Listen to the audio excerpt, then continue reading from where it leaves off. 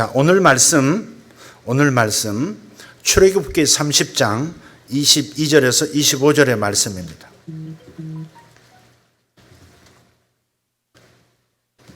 출애굽기 30장 22절에서 25절 말씀입니다. 같이 합독하겠습니다.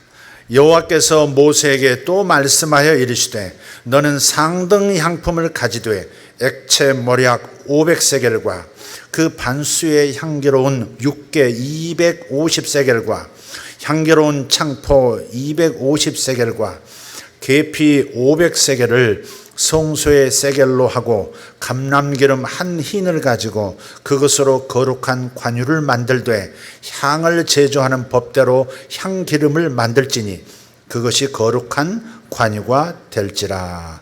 아멘. 어떤 분이 그러시더라고요. 뒤를 돌아보지 않아도 목사님이 가까이 오셨구나, 그걸 안다는 거예요. 무슨 말이냐 그랬더니 목사님이 무슨 향수를 쓰시는지는 모르겠지만 굉장히 좋은 냄새가 이렇게 납니다. 여성이 한 말이 아닙니다. 남성이 한 말입니다. 그것도 이상하네. 그러니까 그렇습니다. 조명철 집사님이 그러시더라고요. 목사님은 근처에 오셨다는 걸 금방 압니다. 이렇게. 제가 그 향을 좋아하거든요. 그 향수를. 올드 스파이스라는 그 아주 오래된 향수인데 제가 그 향수 맡는 걸 참 좋아해요.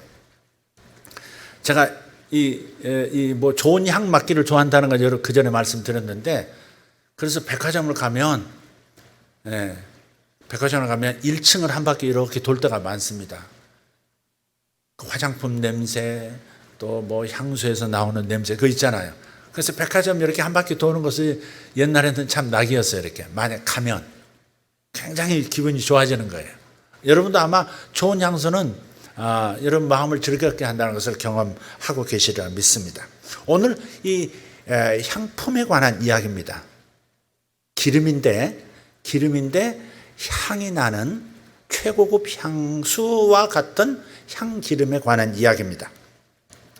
대제사장하고 성막, 예배드리는 성막을 거룩하게 성별하기 위해서 하나님께서 모세에게 말씀하시는 내용이에요. 본문에 나오는 이 향품들은 거룩한 관유를 만드는 재료들입니다. 저나 여러분 이미 알고 계시듯이 구약에 나오는 어떠한 상징들은 신약의 예수님을 대부분 가리킵니다. 그래서 대제사장은 우리 주 예수 그리스도를 예표하는 구약의 직분이고요. 또 하나님을 예비하고 하나님을 만나는 성막, 이 역시 예수 그리스도를 나타내는 겁니다. 대제사장에게 거룩한 기름을 부어서, 아론 계열의 대제사장에게 거룩한 기름을 부어서 하나님하고 백성들 사이에 중재자가 되도록 세우십니다.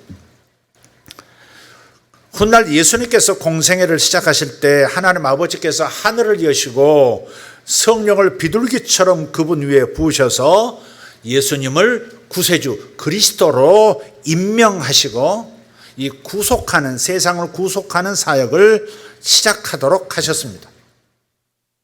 관유의 재료가 되는 향품은 5가지입니다. 모략, 육개, 창포, 계피, 감람기름. 계피는 여러분 아시죠? 계피. 그리고 감람기름, 그러니까 올리브유예요. 이 2가지는 잘 아실 것이고, 모략, 육개, 창포는 조금 생소하죠? 창포물로 머리 감는다 하는 거, 그런 말을 들어보신 분은 창포가 뭔지는 또 이렇게 떠올리실 수 있을 거예요. 이스라엘이 말하는 창포는 조금 다르긴 합니다만은 오늘 이 중에 창포에 담긴 영적인 의미를 통해서 은혜를 나누고자 하는 겁니다. 창포는 히브리어로 까네라는 단어를 씁니다. 까네. 이렇게. 까네. 까네는 뜻이 이런 뜻이에요. 사다, 소유하다, 되찾다. 그런 뜻이에요. 사다. 뭔가 값을 지불하고 산다. 혹은 그래서 소유한다. 또 이 둘을 합해서 되찾는다. 그런 뜻을 지녔어요. 값을 치르고 되찾는 것이 신학 용어로 뭐라 그랬죠? 리뎀프션, 구속이라 그랬습니다. 값을 치르고 되찾는 것, 그게 구속이에요. 창포의 뜻이 바로 구속입니다. 그런데 하나님께서는 왜 5가지 향품으로 관유를 만들라고 하셨을까 하는 겁니다. 하나님의 은혜라는 뜻을 가진 성경적인 숫자가 5인 것을 생각하면 이 5가지 향품 재료로, 관유 재료로 향기름을 만들라 하신 것이 의미가 있습니다. 5은 하나님의 은혜를 뜻합니다. 모략, 육개, 창포, 계피, 감람기름, 이 5가지 재료 중에 창포가 가운데 자리를 차지하고 있다고 하는 것도 의미가 있습니다. 저는 이 본문을 어제 읽고 준비하면서 창포가 가운데 있다는 것이 상당히 의미심장하다. 하나님께서 의도적으로 창포를 가운데 두셨다. 앞에 둔 것도 뒤에 둔 것도 아니고 정중앙에 창포라는 향품을 두셨다. 예수님의 수고를 통해서 이루어 주신 은혜 중에 구속의 은혜는 가장 중요한 은혜, 핵심 은혜가 될 겁니다. 은혜란 말은 거저 주시는 하나님의 선물, 호의로 거저 주시는 선물, 그게 은혜의 본 뜻입니다. 근데 예수님께서 십자가를 통해서, 부활을 통해서 우리에게 선물을 주셨는데, 은혜를 주셨는데, 그 은혜의 5가지 항목 중에 핵심 은혜는 바로 구속의 은혜다. 세계에서 가장 값비싼 대부분의 향수들은 그 성분 리스트를 보면 거기에 반드시 창포라는 성분이 들어가 있다는 것을 발견합니다. 인도에서는 이 창포를 이 레몬그라스 혹은 진저그라스, 이렇게 그 뿌리를 가지고 이렇게 만드는, 그 창포의 뿌리를 가지고 이렇게 만드는 거기 때문에 진저라고 표현을 하는 겁니다. 이 창포라는 향품은 유명하다고 하는 향수 성분 안에는 대부분 들어간다 말씀드렸죠. 근데 오늘날에는 이 창포 성분이 이 샴푸나 린스나 또 이런 비누 같은 곳에도 쓰이게 됩니다. 어떤 목사님이 고급 호텔에 들어갔는데 그 호텔을 위해서 맞춤형으로 비누하고 이렇게 이 샴푸 같은 것 제품을 만들어서 납품을 했는데 그 안에 창포 성품의 향기가 나는 거예요. 너무 좋아가지고 15분, 20분을 머리 감았답니다. 감고 다시 감고 또 감고. 그 얘기하는데 참 창포 향이 뭘까 궁금해지기도 하더라고요. 저는 아직 창포 향이 뭔지는 좀 모릅니다. 자, 창포는 히브리어로 까네라고 하고 구속이라는 의미를 함축하고 있다고 말씀을 드렸습니다. 이 구속은 우리에게 있어서 너무나도 값진 의미를 지니고 있죠. 예수님께서 저주의 수레바퀴 아래에 있었던 우리를 되찾기 위해서, 구속하기 위해서 우리가 받아야 할 모든 저주를 대신해서 받으셨습니다. 그냥 주시는 게 아닙니다. 사탄 아래 눌려있던, 죄의 아래 눌려있던, 그래서 사망과 저주로 꽉 차있던 인생의 수레바퀴 아래 갇혀있던 우리를 그냥 끄집어내 주신 것이 아니라 값을 치르고 그 다음 우리를 건져내 주셨다 하는 겁니다. 그게 까네, 창포, 구속입니다. 우리의 모든 죄값을 다 치르시고 그 대가로 우리를 되찾으시는 구속자가 되신 겁니다. 이 구속의 사역을 통해서 우리는 하나님의 자녀가 되었고 이제는 더 이상 저주 아래 있지 않고 축복 아래 있게 된 존재들이 된 것입니다. 아멘. 좀 더 자세히 좀 말씀을 드린다면 험한 십자가 위에서 예수님께서 우리의 모든 죄를 덮어 쓰셨고 그뿐 아니라 죄로 인해서 빚어진 모든 그 결과들, 그러니까 죽음, 사망만이 아니라 모든 각종 저주를 몽땅 자신의 것으로 가져가신 거예요. 그래서 지옥에까지 내려가셨고 십자가에서 모든 고생도 하셨고 채찍도 맞으셨고 그렇게 고생을 하신 거예요. 그 덕분에 우리에게서 모든 질병이 옮겨져 갔고 고통, 수치, 불완전함, 실패, 약함, 가난, 소외감, 불안, 그리고 모든 혐오스러운 것들이 다 제거가 된 것입니다. 여러분, 이것을 믿음의 눈으로 보실 수 있어야 합니다. 애를 아직 눈으로 보지 못해도 애가 이미 배 안에 있다는 것을 산모는 알듯이, 가족은 알듯이, 안아볼 수 없고 눈으로 눈맞춤할 수는 없지만 그러나 이미 그 안에 생명이 있다는 것을 알듯이 우리는 우리를 위해서 예수께서 제거해 주신 이 놀라운 축복을 믿음의 눈으로 바라볼 수 있어야 합니다. 사실을 진술하는 것이 정직한 게 아닙니다. 진리를 진리라고 진술하는 것이 정직한 겁니다. 아예 그런 게 없는데 그런다고 뭐 그런 게 있는 거야? 눈에 안 보이잖아. 그게 합리적인 생각이 아니잖아. 그렇다고 생각하는 것이고 그런다고 이렇게 세뇌를 하는 것이지, 이렇게 말하는 사람들이 있는데 그것은 믿음의 진술이 무엇인지를 몰라서 그렇습니다. 믿음은 아직 보지 못하기 때문에 믿음이라고 말하는 겁니다. 보면 믿음이라고 하지 않습니다. 이미 나타난 것은 믿음이 될 수 없습니다. 아직 나타나지 않았지만 있다는 것을 진리를 통해서 내가 알고 있기 때문에, 깨닫고 있기 때문에 믿는 것입니다. 여러분은 믿음의 사람이 되기를 예수 이름으로 축복합니다. 보면 믿는 사람이 아니라 보지 않고 미리 믿는 분들 되시기를 축복합니다. 할렐루야. 그래서 예수님 덕분에 우리의 이 모든 저주들이 다 제거가 된 거예요. 그렇기 때문에 누구든지 진정으로 회개하고 하나님께 돌아오면 우리 예수님은 그 어떤 상황에 처한 사람이라도 능히 구원하시는 줄 믿습니다. 유대인들은 추상적인 단어를 사용하지 않아요. 그래서 예수 믿는 믿음 중에서 첫 발걸음을 회개한다 그러잖아요. 회개하라 그랬잖아요. 회개하라. 근데 그 회개하라는 말이 굉장히 추상적이다 이 말이에요. 여러분, 회개 그러면 뭐가 떠오르십니까? 막 고통스러운 모습으로 하나님 앞에 머리를 조아리고 눈물을 뚝뚝 떨구면서, 아마 이것을 회개의 이미지로 사용하시는지 모르겠습니다. 그런 측면이 있습니다. 회개한다는 것은 자기에 대해서 통한이 여기고 부끄럽게 여기고 하나님 앞에서 토설하는 것, 그것도 요소가 있어요. 그러나 유대인들은 추상적인 단어로 막연하게 사용하는 그런 민족들이 아닙니다. 유대 언어는 아주 현실적인 언어를 써요. 그래서 회개하라는 단순하게 돌아오라 그 말입니다. 회개하라는 말은 그냥 돌아오라 그 말이에요. 있어야 할 자리로 돌아오는 것, 그게 회개입니다.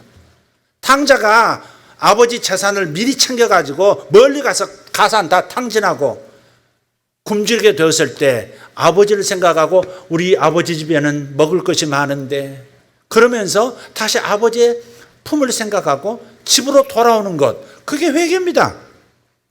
회개는 돌아오는 겁니다. 가던 방향에서 180도 방향을 돌려서 하나님을 향해서 걷기 시작하는 겁니다. 단지 감정이 아닙니다. 단지 의식이 아닙니다. 생각만이 아닙니다. 행동까지 다 포함한 그것이 회개하는 것입니다. 돌아오는 겁니다. 여러분도 오늘 여러분 회개하신 겁니다. 세상 속에 깊숙이 빠져 살다가 지금 돌아오신 거예요. 예배의 자리로 하나님 앞으로 돌아오신 겁니다. 우리는 끊임없이 죽을 때까지 돌아와야 하는 것입니다. 우리는 자꾸 벗어납니다. 우리는 자꾸 이탈합니다. 그래서 돌아오는 이 훈련을 우리가 가시적으로도 하는 것이에요. 마음도 돌아와야 하고 몸도 돌아오는 것입니다. 이게 회개입니다. 십자가에서 죄값은 다 지불되었고 그 위에 당신께서 가지신 하늘의 유산을 우리에게 다 넘겨주기로 결정하셨습니다. 법적 조치가 다 끝났습니다. 내가 하나님께로 돌아와 믿고 받아들이기만 하면 그 모든 것들이 나의 것이라는 축복이 시작되는 겁니다. 진리는 믿기만 하면 되는 겁니다. 이 진리, 십자가에서 모든 것이 제거되었고 하늘의 유산이 우리의 것이 되었다는 것을 믿음으로 마음을 돌이키고 그리고 행동도 돌이키면 그럼 그것이 믿음인 것이고 축복이 시작되는 거예요.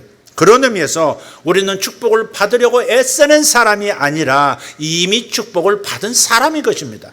이미 받은 것을 받으려고 애쓰는 것이지 주시지 않은 것을 받으려고 노력해서 잘 보려고 하는 게 사실 아니라는 겁니다. 축복의 문은 이미 열려 있습니다. 하늘의 문은 이미 열려 있습니다. 예수님께서 십자가에서 돌아가실 때 예루살렘 성전에 휘장이 있었죠. 하나님의 임재는 그 휘장 뒤에 있는 지성소 안에만 있으셨습니다. 오직 지성소, 법궤가 있는 지성소 안에만 하나님의 임재가 있었어요. 거기서만 하나님의 임재를 느낄 수가 있었죠. 그런데 십자가에서 다 이루었다라고 하시고 모든 죄짐 저주를 짊어지시고 운명하셨을 때, 고개를 툭 떨구셨을 때, 바로 그때 예루살렘에 있는 거대한 성전에 두터운 휘장이 위에서부터 아래까지 쭉 찢어졌죠. 그게 양쪽 끝을 매가지고 밧줄로 매서 소 2마리씩 해서 잡아당겨도 찢어지지 않는 두터운 천입니다. 몇 겹으로 만든 천이에요. 아래서 찢은 것도 아니고요. 성경을 보면 위에서 아래로 쭉 찢어졌다는 겁니다. 하나님께서 드디어 예수님 때문에, 예수님을 통해서 구속사역이 다 이루어졌기 때문에 이제는 지성소라는 공간 안에만 계시지 않고 모든 사람들이 있는, 모든 생명들이 있는 곳으로 뛰쳐나오실 수 있게 된 거예요. 그게 하늘이 땅에 임한 겁니다. 하늘의 영역과 땅의 영역이 드디어 크로스되기 시작하는 거예요. 바로 그 시점이에요.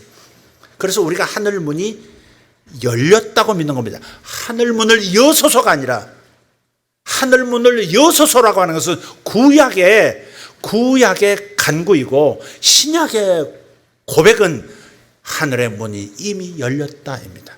그래서 하늘의 자산이 가끔 나타나는 겁니다. 병 고침이 일어나기도 하고, 치아가 금으로 변하기도 하고, 여기 여러분이 치아가 금으로 변했죠. 우리 성도들만 해도 몇십 명 될 겁니다. 어떻게 물질이, 치아의 그 금속이 어떻게 금으로 변할 수 있습니까? 우리가 지금 짜고 치는 고스톱도 아니고 물이 포도주로 변하듯이 다른 금속이 금이라는 금속으로 변한다고 하는 것은 양자 차원에서나 이해할 수 있는, 겨우 이해할 수 있는, 분자 차원에서도 이해가 안 되는 그러한 현상이죠. 하나님의 임재는 이런 일이 일어나는 겁니다. 그래서 이 진리를 믿기만 하고 받아들이기만 하면, 즉 돌아오기만 하면 나의 것이 되는 축복이 우리에게 주어졌다. 저는 19세가 되었을 때에, 바로 그 해에 예수님의 희생을 통해서 나의 일생의 죄값이 이미 청산이 되었고 내가 하나님의 자녀가 되는 복을 받았다는 사실이 믿어지면서 얼마나 많이 울었는지 몰라요. 예배 때마다 울었던 것 같아요. 예배 때마다 울었어요. 설교 들으면서도 울었고, 기도하면서도 울었고, 찬양하면서도 울었고. 무슨 우울증 걸려서 그런 게 아니에요. 모르지, 또 우울증도 그때 있었는지 모르지만 하여간 몇 년을 울었던 것 같아요. 너무 감사해서. 내 자신이 슬프고 내 자신이 한탄스럽고 후회스럽고 그래서 온 게 아니라, 나 같은 죄인을, 나 같은 이런 존재를, 나같이 비천한 이 존재를 위해서 십자가에서 죽어주신 그 사랑이 고마웠고, 또 그 결과 믿음으로 내가 하나님의 자녀가 되고 영생을 얻는 자가 되었다는 이 사실이 너무너무 고마운 거예요. 우리 집은 그때 굉장히 가난했어요.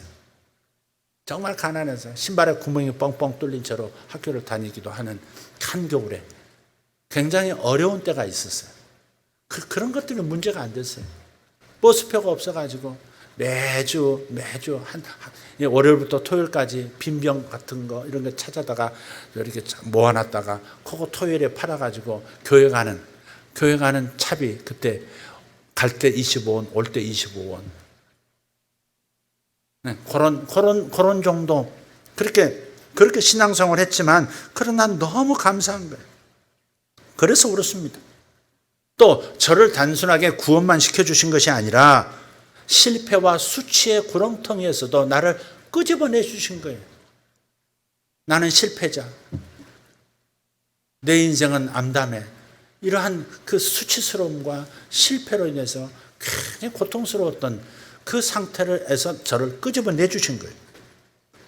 많은 사람들이 고상한 척하면서 마치 자신은 완벽한 삶을 살고 있는 것처럼 행동합니다. 이게 세상 사람들이에요.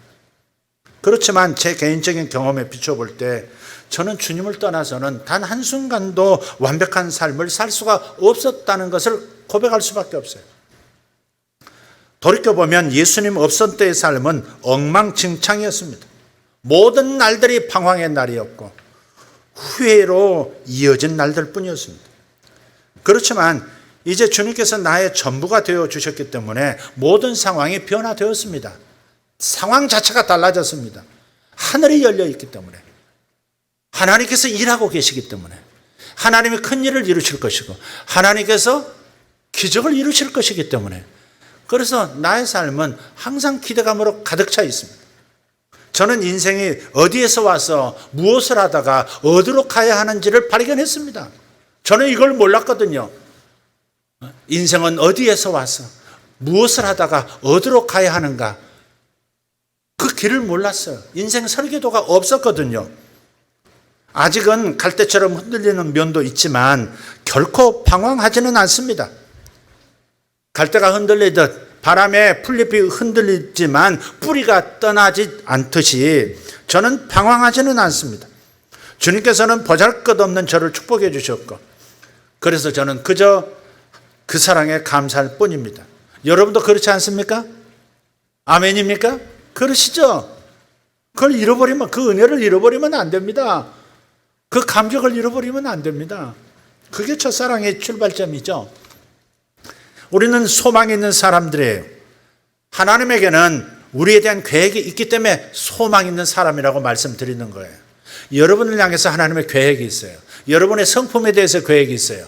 여러분의 관계에 대해서 하나님의 계획이 있어요. 여러분의 물질에 대해서, 재정에 대해서 하나님의 계획이 있어요. 하나님의 계획이 있다는 사실만 깨달아도 이렇게 살 수 있잖아요. 하나님에게 계획이 있으시다. 하나님은 일하고 계신다. 내가 하나님이 일하시도록 하는 그 길을 방해하고 있는 것이 나이긴 하지만 그래도 하나님은 나를 이기실 것이다. 나를 이겨내시고 당신의 길을 내 삶 속에서 이루어내실 것이다. 그래서 우리는 소망이 있는 겁니다. 요한복음 10장 10절 말씀에 내가 너에게 온 것은 생명을 얻게 하고 더 풍성히 얻게 하려 함이라 그랬어요. 내가 너희에게 온 것은, 아니 너희가 나에게 오도록 한 것은 너희가 생명을 얻게 하고, 여기서 그치지 않고요, 더 풍성히 얻게 하려 합니다. 모든 영역으로 생명의 확장이 일어나도록 하는 것이 하나님의 부르심의 계획이고 목적인 겁니다. 그래서 하나님께서는 우리의 영, 혼, 육, 우리 삶 속의 모든 영역을 친히 다루어 주실 만큼 우리를 사랑하시는 분이세요. 영혼만 풍성한 생명을 주시는 것이 아닙니다. 영혼만 천당에 가도록 하신 게 아닙니다. 우리의 영혼육 전체가 이 땅에서도, 몸이 있다는 것은 이 땅에서 산다는 걸 말하죠. 이 땅에 사는 이 몸도 하늘의 영역으로 들어가도록, 생명의 영역으로, 풍성함의 영역으로 들어가도록 이미 열어주신 겁니다. 그래서 창포, 주님의 구속의 은혜는 재정의 영역도 포함된다는 것을 잊지 마십시오. 사도 바울은 고린도 교인들에게 이렇게 말했습니다. 고린도후서 8장 9절. 우리 중요한 구절이니까 함께 읽도록 하겠습니다. 시작. 우리 주 예수 그리스도의 은혜를 너희가 알거니와 부요하신 이로써 너희를 위하여 가난하게 되심은 그의 가난함으로 말미암아 너희를 부요하게 하려 하심이라. 요건요 단숨에 후딱 읽고 넘어갈 구절이 아닙니다. 찬찬히 긴 호흡으로 읽어야 하는, 그걸 깊이 새기면서 확신하면서 읽으셔야 하는 겁니다. 우리 주 예수 그리스도의 거저 주시는 그 은혜를 너희들이 이미 경험했거니와 부요하신 분이신데 너희를 위하여 가난하게 되신 까닭은 그분의 가난함으로 말미암아 너희를 부요하게 하려 하심이라. 이게 창포, 이게 까네, 이게 구속입니다. 거저 주시는 게 아니라 대신 가난이라고 하는 저주를 당신이 덮어 쓰시고 가져가셔서 당신이 처리하시고 당신에게 있는 부요함을 우리에게 건네주셨다. 그게 구속인 거예요. 값을 치르고 되찾는다 하는 겁니다. 주님께서 우리의 부요함을 위해서 가난해지셨다고 말씀하는 겁니다. 아멘 합시다. 그럼 주님께서는 언제부터 가난이라는 저주를 짊어지셨을까? 근데 어떤 분이 툭툭 던지는 그 말에 답이 있다고 믿습니다.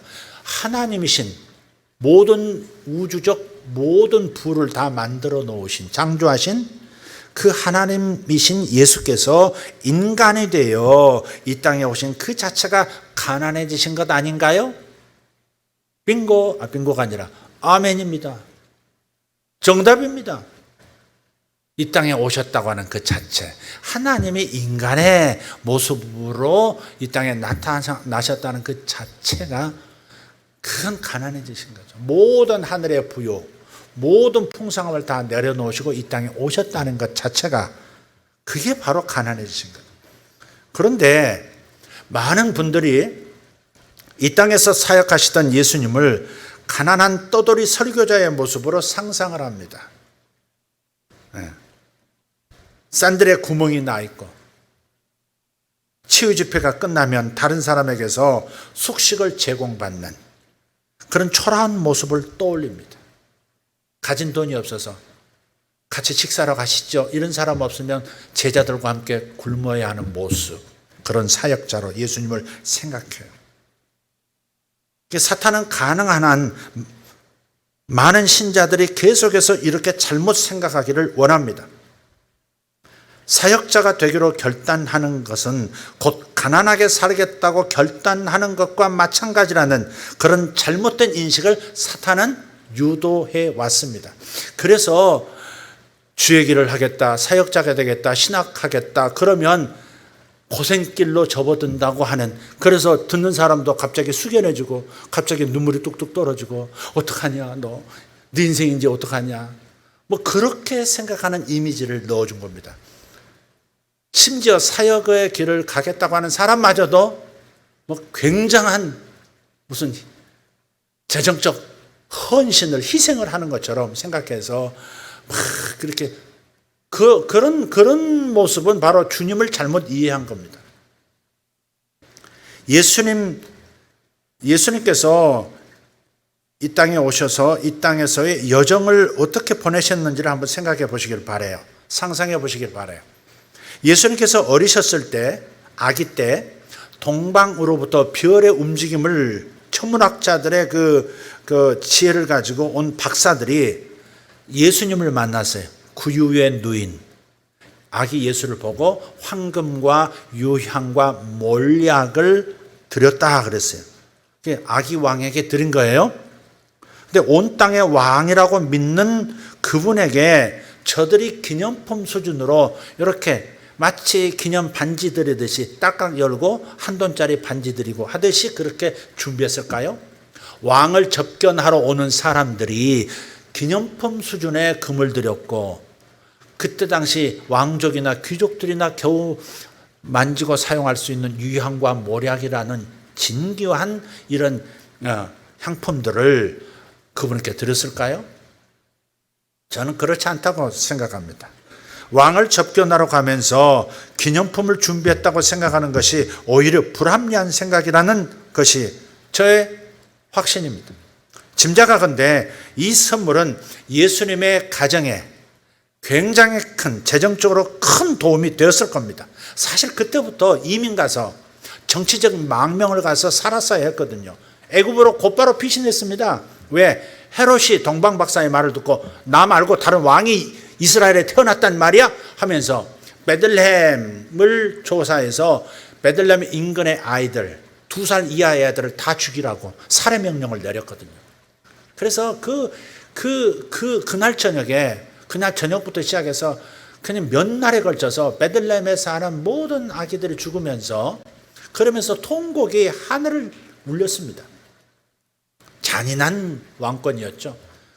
하나님의 성령께서 말씀해 주셔서, 그래서 애굽으로 피난 가라고, 그래서 아기 예수님을 안고 요셉과 마리아가 이민을 가죠. 그 수년을 애굽에서 삽니다. 바로 그 정치적 망명 자금이 바로 황금, 유황, 몰약이었던 것을 생각한다면 얼마나 많은 재정적인 복을 몰고 오는 분이었는가를 알 수 있지 않습니까?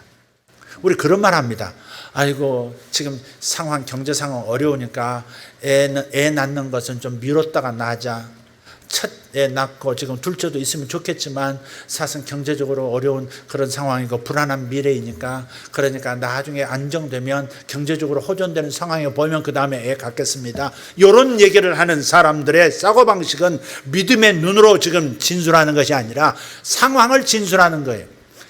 우리 크리스찬들은 상황을 진술하는, 상황을 사실이라고 진술하는 사람이 아니라 하나님께서 약속하시고 그 일이 반드시 이루어질 것이라는 확신, 그것을 진술하는 사람이 그리스도인인 것을 믿습니다.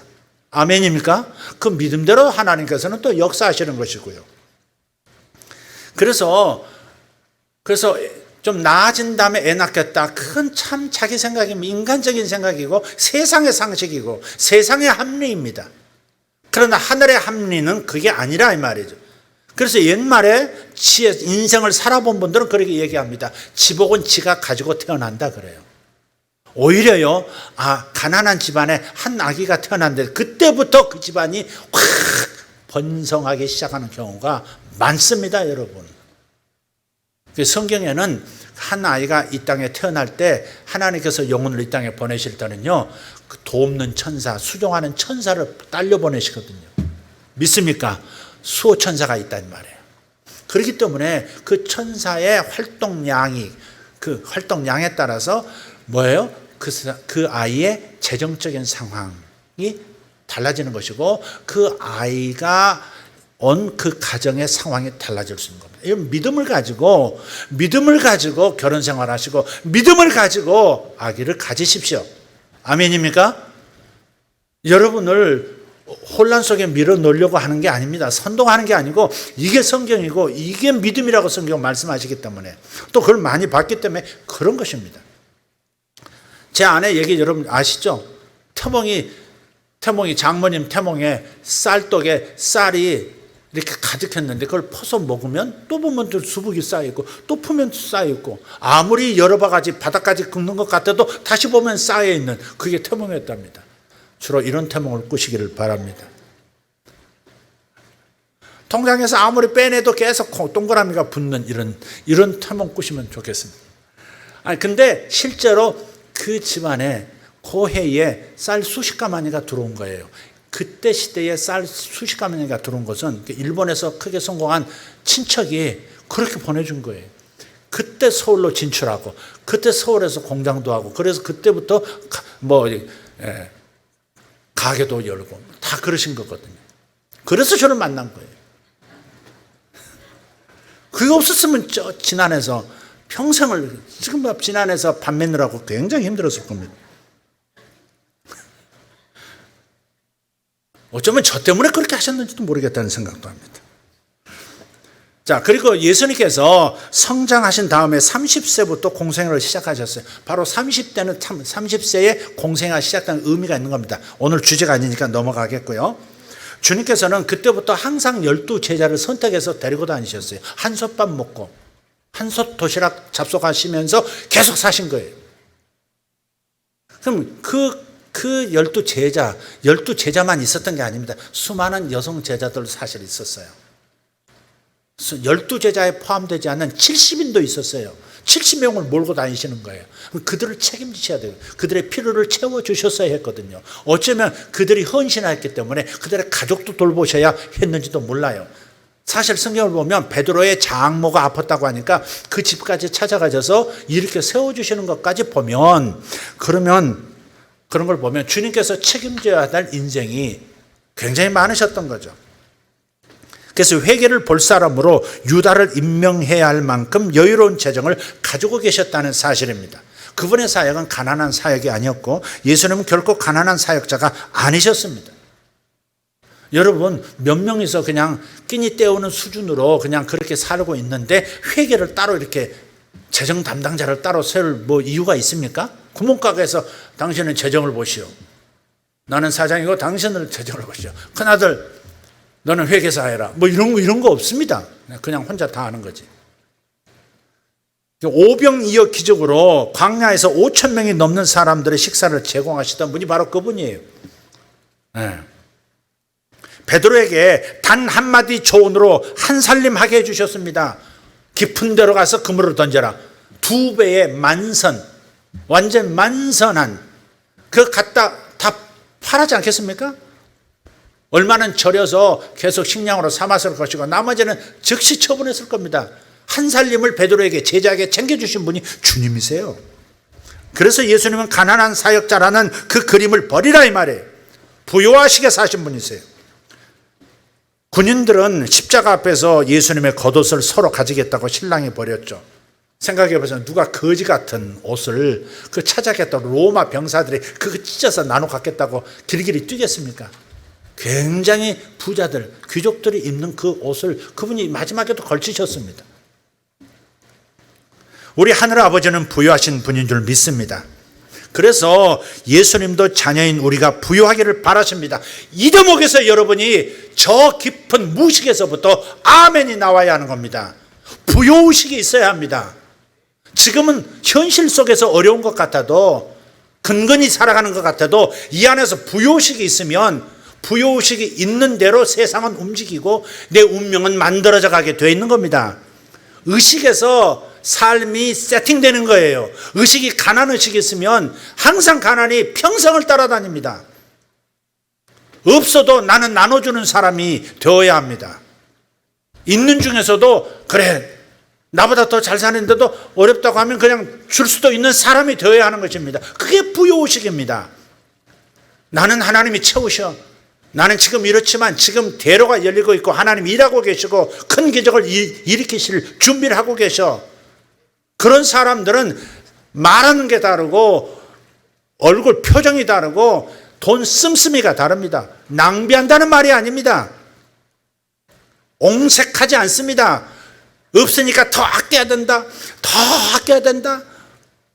가난의식으로 사는 것은 평생 가난을 몰고 다니는 사람이 되고 내 집에서 태어난 자식도 가난하게 살게 만드는 그런 부모가 되게 하는 것입니다. 그래서 우리 하늘아버지는 부유하시다. 그러니 자녀인 우리도 부유하기를 원하신다. 이것을 여러분 확신으로 삼으셔야 한다는 겁니다.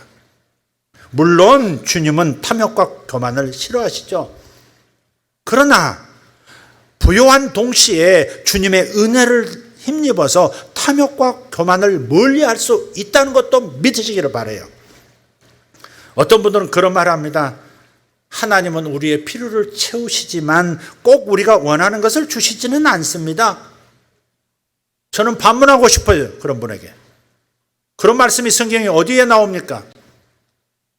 하나님은 우리 필요를 채우시긴 하지만 꼭 우리가 원하는 것을 주시지는 않습니다.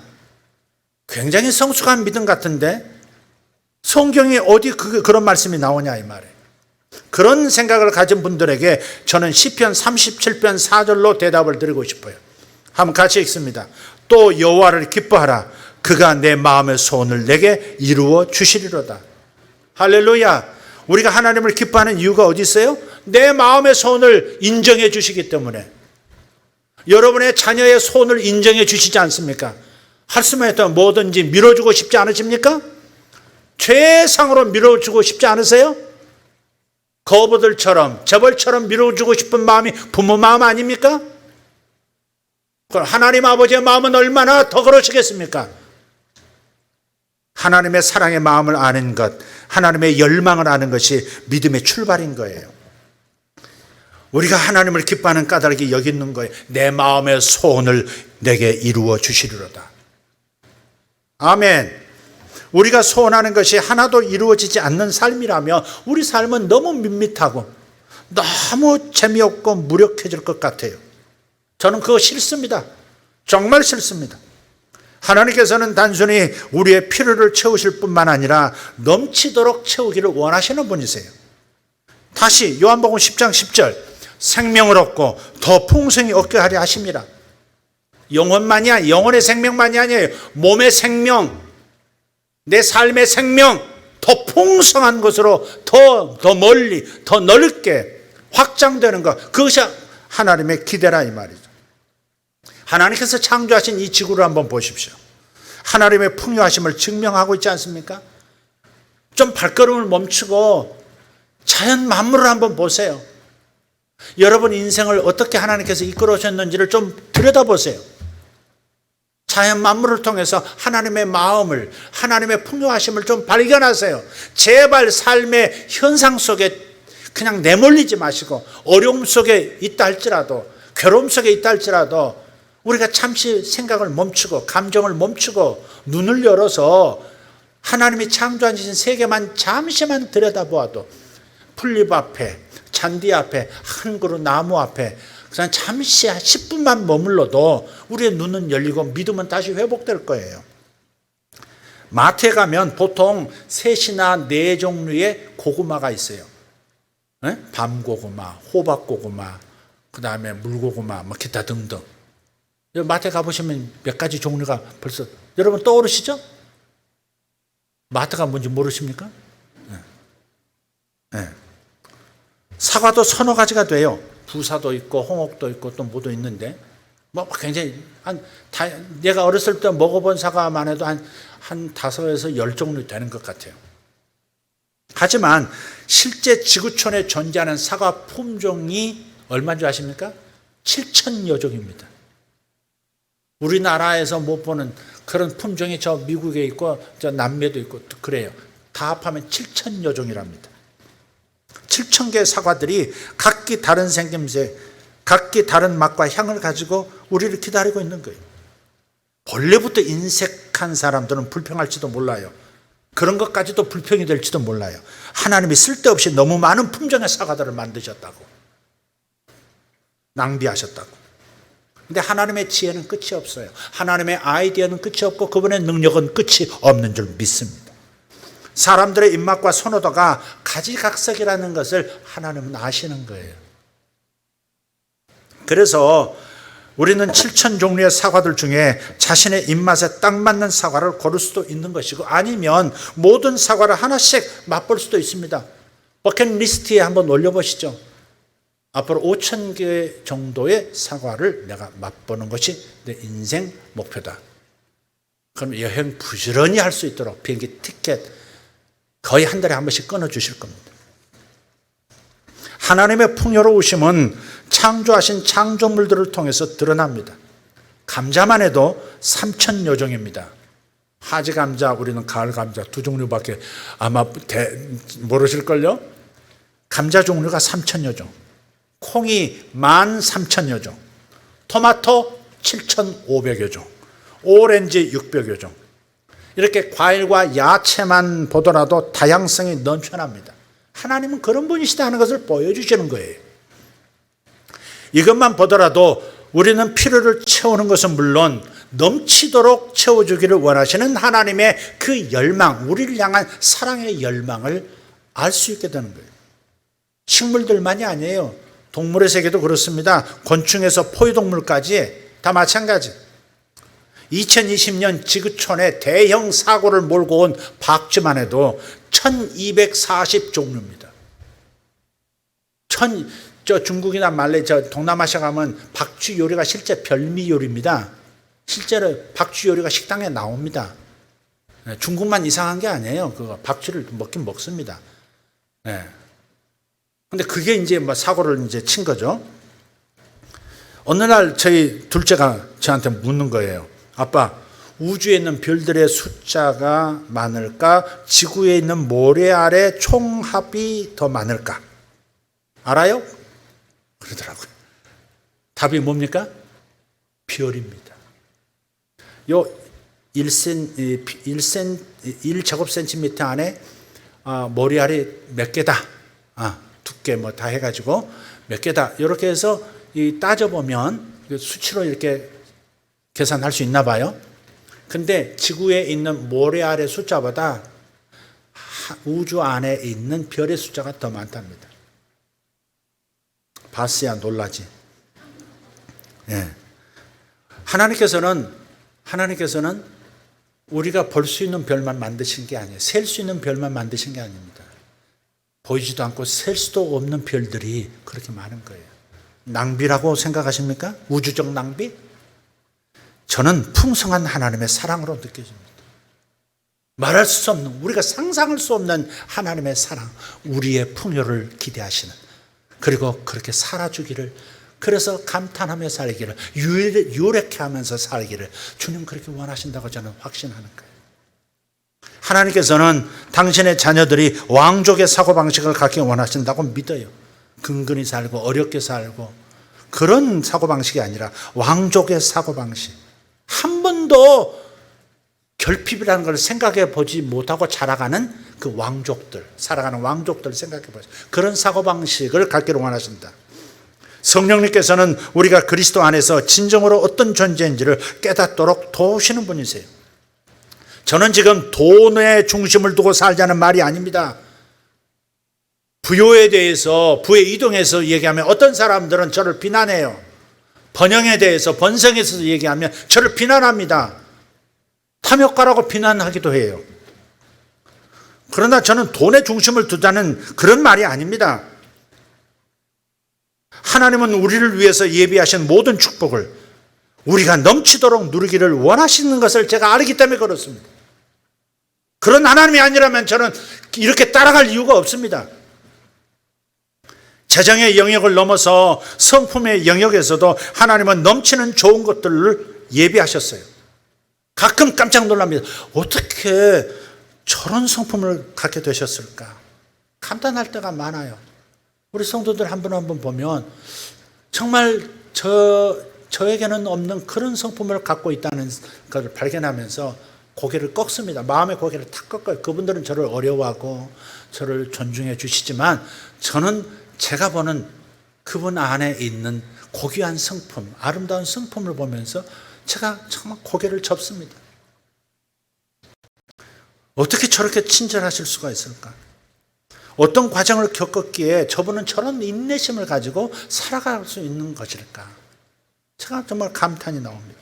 저분은 무슨 축복으로 저렇게 온유한 성품을 소유하게 되었을까? 세상에 목사인 나도, 온유해야 할 목사인 나도 도저히 따라잡지 못할 온유함이 저분에게 있는 걸 볼 때, 저런 관대함이 있는 걸 볼 때 그냥 제가 참 자기 없는 사람이다, 그걸 느낄 만큼 그런 분들이 있어요.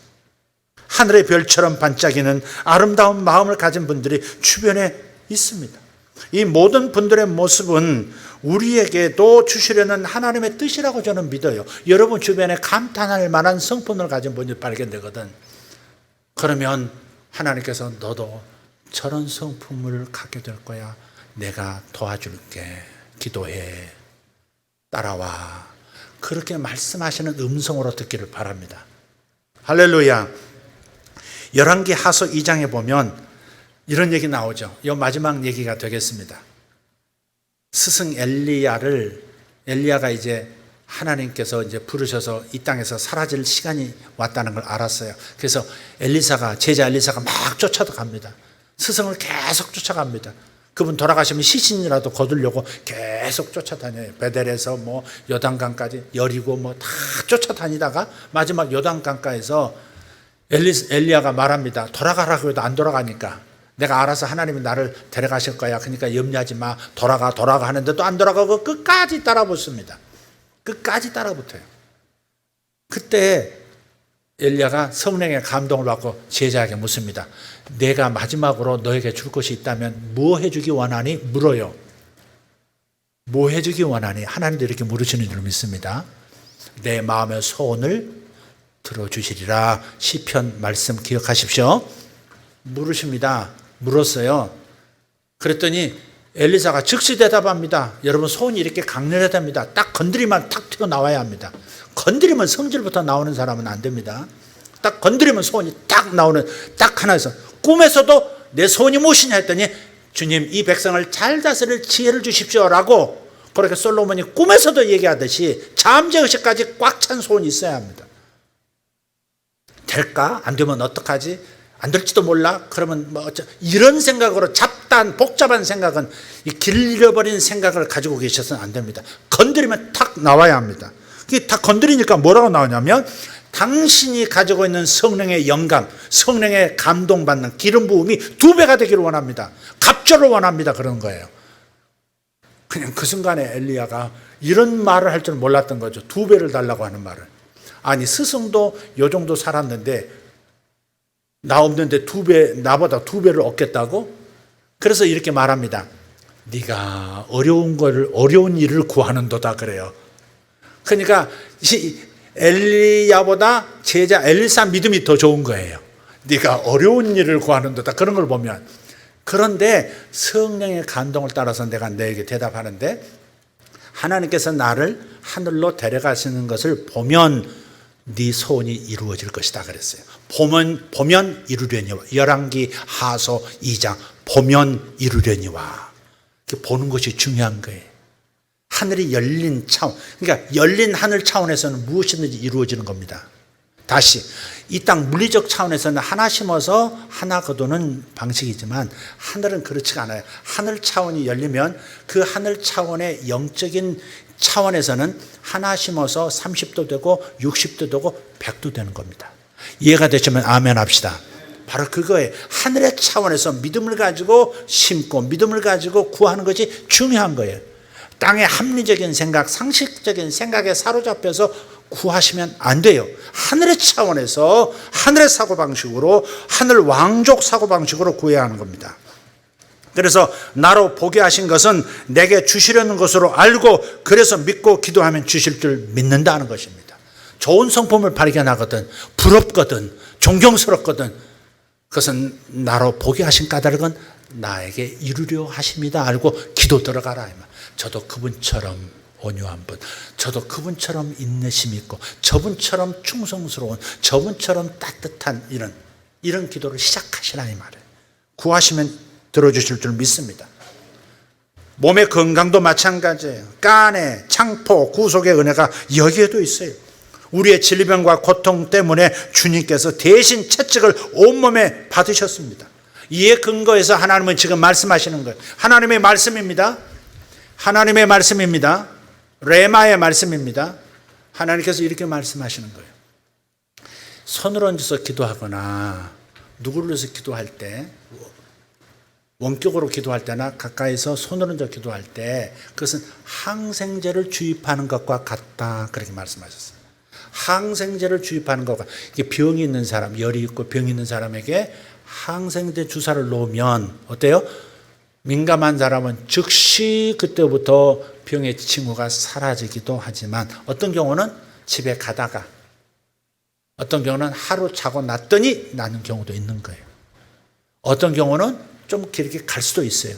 그러니까 손을 얹고 병자를 위해서 손을 얹고 기도할 때는 항생제가 주입되는 것과 같다. 그러니까 하늘의 능력이, 치유의 능력이, 채찍 맞으신 주님의 공로가 들어가기 시작하는 거예요. 그러니 기도 받았으면 아직도 아픈데 이렇게 하지 말라 이 말이에요. 현상을 집중하지 말고 하늘 항생제가 주입됐으니까 이제 내가 걸으면서, 내가 움직이면서, 내가 기다리면 역사가 나타난다. 이 믿음을 가지시라. 하나님은 시작하셨고 계속 일하실 거니까 나을 거야. 지금 가정에서 병상에서 예배 드리시는 분들 꼭 들으십시오. 지금 하나님의 손이 그대 위에 있습니다. 믿음을 가지고 손을 얹으십시오. 여기 계신 분들도 믿음을 가지고 자신의 가슴에, 자신의 몸에 손을 얹으십시오. 주님께서 성령 안에서, 열린 하늘 성령님 품 안에서 지금 성령께서 일하실 겁니다. 성령께서 일하실 겁니다. 우리가 많이 부르짖어야 역사가 일어나는 거 아닙니다. 믿음이 중요한 것입니다. 작게 기도하든 크게 기도하든 많이 기도하든 짧게 기도하든 주님은 즉시 역사하시기도 하고 시간을 끌어서 나타나기도 합니다. 각 사람의 상태, 상황에 따라서 다른 방식으로 나타나기도 하는 겁니다. 손을 얹으십시오. 여러분의 가족이 아프신 분이 계시다면 아프신 분을 대신해서 손을 얹으십시오. 기도하겠습니다. 기도하겠습니다. 예수 이름으로 구합니다. 내 마음의 소원을 이루어 주시리라. 여호와를 기뻐하라. 내 마음의 소원을 저가 이루어 주시리라 하셨습니다. 하나님, 병든 재정에 손을 얹습니다. 예수 이름으로 치유되게 하여 주시옵소서. 예수 이름으로 가난의 영은 떠나갈지어다. 예수 이름으로 병든 재정은 낫게 될지어다. 예수 이름으로 이상한 하늘의 일이 일어날지어다. 재정의 기적이 일어날지어다. 사업의 기적이 일어날지어다. 주님 감사합니다. 오늘 이 시간 병든 몸에 손을 얹습니다. 의사들이 뭐라고 말했든 여지껏 경험이 뭐라고 속삭이든 상관하지 않습니다. 나는 하나님의 말씀을 신뢰합니다. 병든 자에게 손을 얹은 즉 나으리라 하셨습니다. 오늘 이 시간 손을 얹었으니 예수 이름으로 나을지어다. 질병은 사라지라. 고통도 사라질지어다. 증상도 사라지라. 예수 이름으로 깨끗함을 받을지어다. 주님의 채찍 맞으심의 공로가, 대신하신 공로가 저들의 몸에 나타날지어다. 주님 성품에도 성격에도 변화가 일어나야 되겠습니다. 예수 이름으로 명하노니 예수의 성품으로, 성령님의 성품으로, 성령의 열매로 바뀌게 될지어다. 분노가 가득 찼던 사람은 다시 그 온도계가 쑥 꺼져 않고 항상 온유함으로, 이해함으로 반응하는 축복이 있을지어다. 따뜻함으로 이해하고 관대함으로 받아들이는 축복, 성품의 축복이 예수 이름으로 나타날지어다. 조급함도 사라지고 미움도 사라지고 부정적인 성격, 부정적인 말을 항상 해야 하는 습관도 예수 이름으로 사라질지어다. 전능하신 하나님 예수 그리스도 이름으로 모든 생명의 풍성함이, 부요하심이, 부욕케 하심이 저들에게 임하게 하여 주시옵소서. 예수님의 이름으로 축복하며 기도합니다. 예수 이름으로 부요함이 시작된 줄 믿습니다. 예수 이름으로 성품의 변화가 시작된 줄 믿습니다. 예수 이름으로 병이 낫기 시작했습니다. 주님 감사합니다. 할렐루야. 예수님 감사합니다. 찬양합니다. 찬양하시면서 준비하신 예물 드리도록 하겠습니다. 다 같이 일어나셔서 찬양하겠습니다.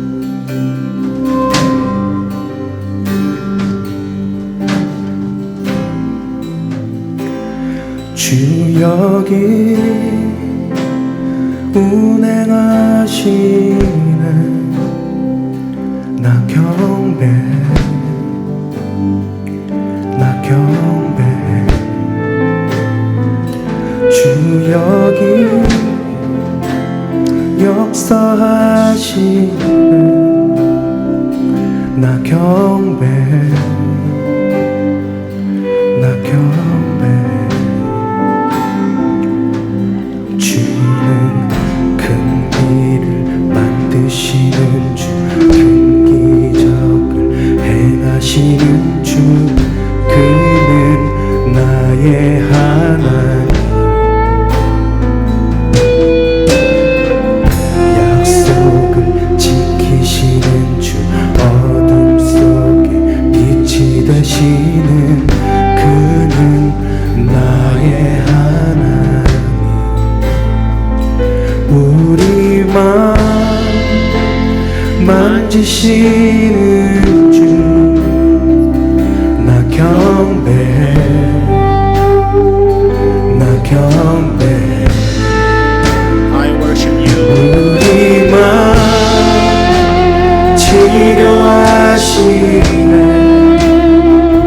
나 경배해, I worship you. 나 경배해. 우리 삶 변화시키네. 나 경배해,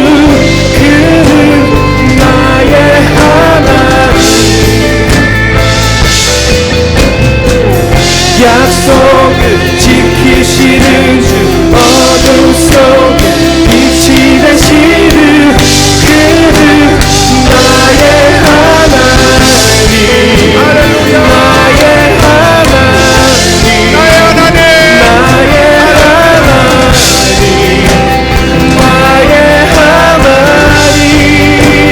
나의 하나님, 나의 하나님, 나의 주님 하나님, 큰 길을 만드시는 분, 나의 하나님, 큰 길을 만드시고 큰 기적을 이루시는 분. 아멘. 나의 하나님,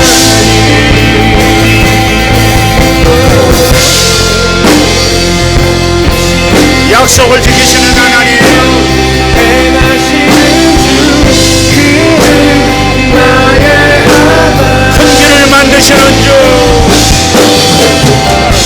약속을 지키시는 주 어둠 속에 빛이 되시는 그는 나의 하나님, 큰 길을 만드시는 주큰 길을 만드시는 주큰 기적 행하시는 주 그는 나의 하나님,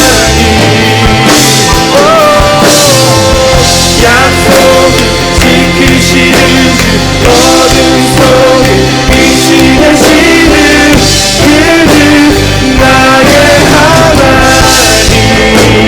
나의 하나님, 나의 하나님, 큰 길을 준비하시는 분, 나의 하나님, 큰 기적을 준비하시는 하나님, 나의 하나님, 나의 하나님, 나의 하나님, 나의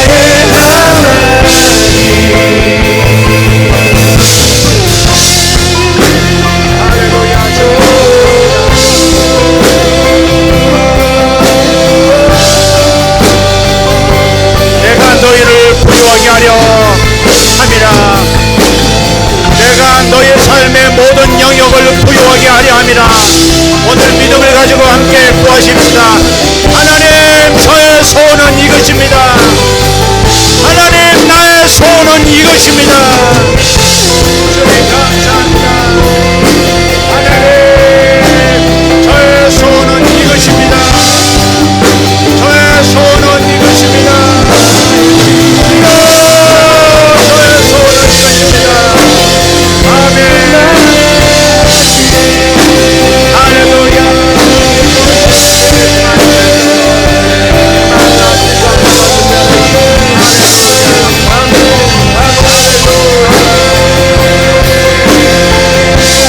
주님 감사합니다. 아멘. 아멘, 아멘, 아멘. 할렐루야.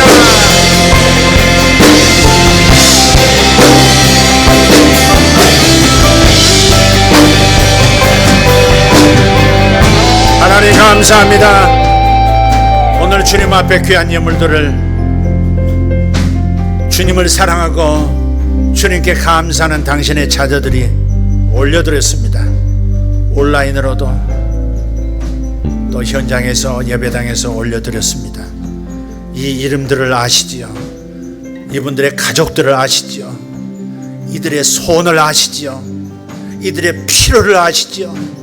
필요를 넘어서 넘치도록 하시는 당신의 사랑을 오늘 다시 한번 마음에 빈틈없이 확신으로 채우게 하시고, 하나님, 이들이 심은 것마다 하늘의 차원에서 하나님 앞에서 심어 쌓은 주 하나님께서 30배로 혹 100배로 혹 60배로 역사하실 것을 믿습니다. 하나님, 기름지게 하시는 하나님, 저들의 마음부터 부여의식으로 가득하게 해주시옵고 하늘로 가득 차게 도와주십시오. 저들의 마음이 하늘의 차원으로 왕족의 마음으로 가득 채워져야 현실도 그렇게 세팅이 되는 것을 믿사오니, 하나님, 이 부여의식이 저들에게 첫째 가득하도록 예수 이름으로 축복합니다. 부요하게 되어질지어다. 부여의식이 가득 차게 될지어다. 그리고 현실이 그렇게 따르게 될지어다. 예수님의 이름으로 축복하며 기도합니다. 지금은 우리 구주 예수 그리스도의 은혜와 아버지의 크신 사랑하심과 성령의 역사하심이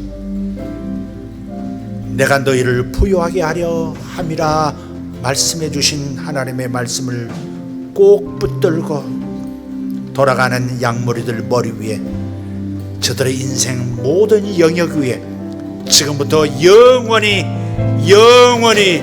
영원히 함께 계실지어다. 아멘.